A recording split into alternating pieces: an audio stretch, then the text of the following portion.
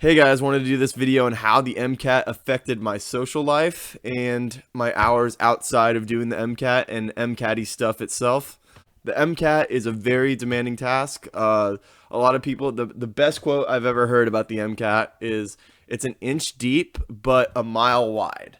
So the number of different topics you'll be studying and the number of hours that you have to put in just to the MCAT is just, it's tremendous. So the amount of time you're going to be putting in and the dedicated hours of active studying, that no distractions, you're going to need a lot of those. So it's obviously going to affect your social life. And me personally, I think you have a choice as to if that's going to affect it negatively or if you're going to go at it and have a balance and conquer the beast without having your social life suffer. So with the mentality that I had going into the MCAT, I was just like, I'm gonna rock this thing. I don't care what. I don't need breaks. I don't need distractions. I don't want to do anything.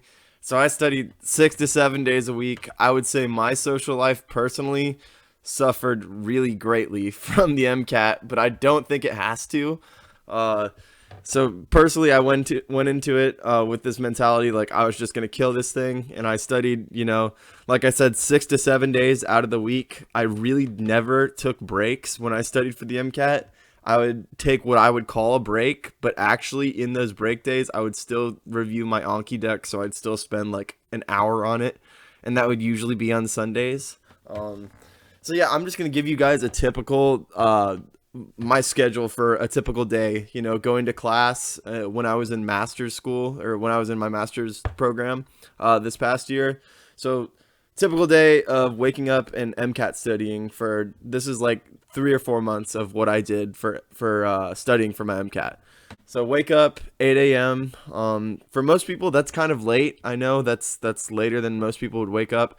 As soon as I would wake up, I would either go through a cars section, just one cars passage or two cars passages, because I really didn't like doing that. So, start off with something hard and then everything else feels easy throughout the day. So either do 1 or 2 cars passages, or I'd go through all my ANKI cards, and sometimes I'd do that in my bed. That would take me an hour and a half, roughly. And usually my first class in masters, when I was doing my masters, was around 9:30 or 10 o'clock. So I'd go to class 9:30, 10 o'clock, and I'd have classes probably till about 2 or 3, some days 4 or 5, but most days 2 or 3, and have lunch in between then. So I'd be focusing on actual schoolwork, doing my master's program classes from 9 a.m. to 2 or 3 that day. After that, I would study my material for class, so I'd like to knock out what I was doing in actual school before I'd get back to my MCAT. So usually from 3 p.m. to 5 p.m., I would study that material. At 5 p.m., I'd usually take a break. I really like going to the gym. I'm really big into fitness. So 5 p.m. to 6 p.m. or 6:30, I'd go to the gym. 6:30 to 7, I'd have lunch, or I'd have dinner. And then 7 to about 10 or 11 p.m., I would study MCAT material. So I'd take a full length, I'd get through UWorld problems, I'd be, wherever I was in my studying.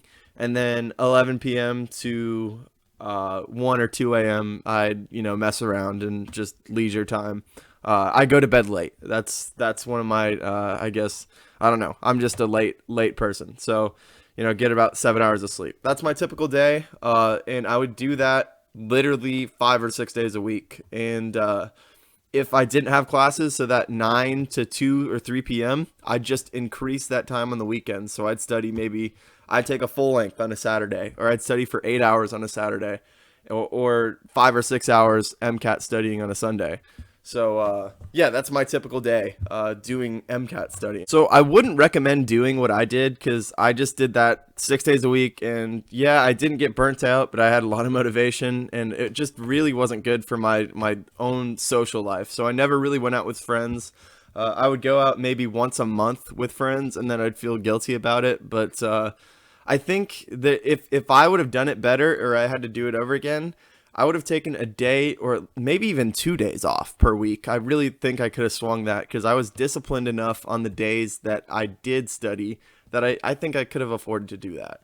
So If I had to do it over again, one, I think I would wake up earlier, probably about 6 a.m., and get a good 4 or 5 hours of studying in before my first class. So 6 to 10 a.m., maybe just study the MCAT so I don't have to worry about it the rest of the day. And then I can plan stuff and have a good social life. So, if you're studying for the MCAT while you're in school, I would say wake up earlier, and then you'll have time to do other things. If you wake up earlier, get it out of the way, knock it out, and then you can plan stuff. And then that goes to number two. My second point, something I could have done better if I were to do the MCAT over again, is to actually schedule events out. I'm not the best at planning stuff, I would say. So ahead of time, if you're gonna go to a party or some event or time out with friends or go to the gym with friends, if you schedule that in advance and set aside that time, then you can schedule your MCAT studying around that time. And that's just planning in general. But I didn't do that too well when I studied for my MCAT. I planned my MCAT studying and then around it. I think it should have almost been the other way with my social life going around my MCAT. Because if you think about it, you're studying for your MCAT for a long period of time. But you're not doing these social things nearly as much as you're doing your MCAT. So I'd almost say schedule your social life to give it a little bit of priority when you do those events. And then the third and last thing, I've already said this, but I would have taken more days off if I were to study for the MCAT again. So I guess those are three things I could have done better. And your social life doesn't have to suffer from doing the MCAT and taking the MCAT. So yeah, that's just how mine did, and wouldn't recommend it. I did get a lot of studying because I did it, but it didn't have to be that way. If you like this video, please subscribe, drop me a like below, and yeah, I'll leave all my MCAT tips and everything in the description so you can see those down below. And I'm adding timestamps now, so that's another thing that I'm just trying to make my channel better each time. Give me a comment if you need me to do anything better or would like me to do anything better. And yeah, have a good day, and thanks for watching.